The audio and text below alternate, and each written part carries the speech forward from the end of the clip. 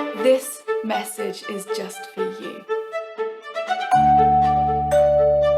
You are good enough. This is the episode for you. It doesn't take much to turn your day around. So on Friday's episode, we talked about how a small thing that went wrong, a frustration, a disappointment, could contaminate our memory of how the rest of the day has gone if we don't contain it. And that especially if this happens on a Friday, it can shape how we feel about the whole of the rest of the week.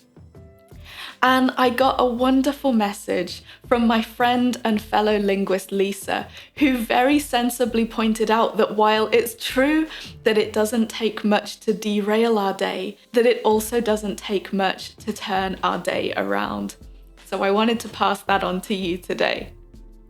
Because one thing that I've noticed is that when I'm having a bad day, especially in terms of productivity, I have a really unhelpful habit of telling myself that I need to do something amazing to turn it around. That reversing a bad day doesn't just mean getting back on track with your to-do list, it means doubling it. You need to have a big, proper breakthrough with a capital B to make up for the time we've wasted, the time we were disappointed, or the frustration that we've suffered.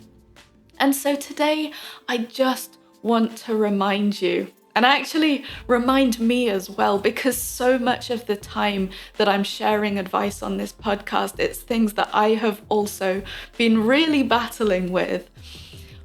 In the face of lack of motivation, you do not need to pull out all the stops and achieve the incredible to end today happy.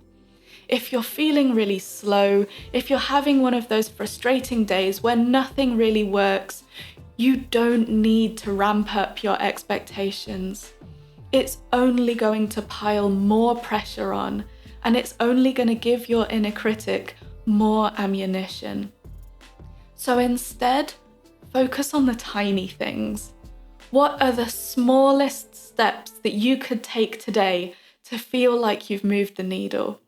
What are the tiniest, easiest steps, the steps with the least mental resistance attached to them, that could make today feel okay again? On Friday, I said that a single negative thought or a negative event can really feel like putting one drop of dye in a whole cup of water and watching it infuse through the entire glassful. And then all of a sudden, all the water is blue. But what Lisa reminded me, and what I'm now passing on to you too, is that one tiny drop of good dye can tint the whole glass just the same. I know that some days it can feel like an uphill struggle, but that's because what you're doing is hard and you're moving. You are coming up against obstacles. You are coming up against all of these things that you have to learn, the effort, the putting yourself out there. It's normal to feel like sometimes you're fighting against it all, but it's all a sign that you're moving.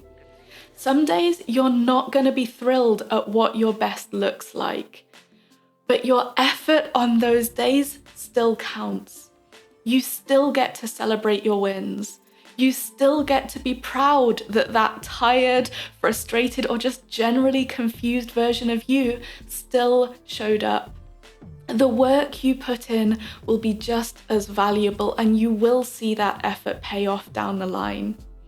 It is worth it, language learners. Have a wonderful Monday, and I will see you back here tomorrow.